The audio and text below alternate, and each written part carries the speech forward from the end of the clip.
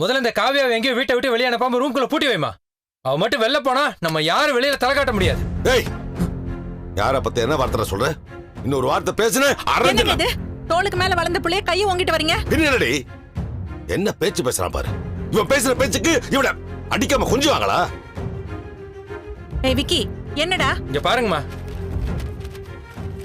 இது யாருன்னு தெரியுதா? தோ இவதான். இந்த காவியாவை பத்தி தான் நியூஸே. என்ன போட்டிருக்காங்கன்னு படிக்கிறேன் கேளு. பணக்கார ஆண்களை குறிவைத்து இளம்பெண் நடத்தும் நாடகம்.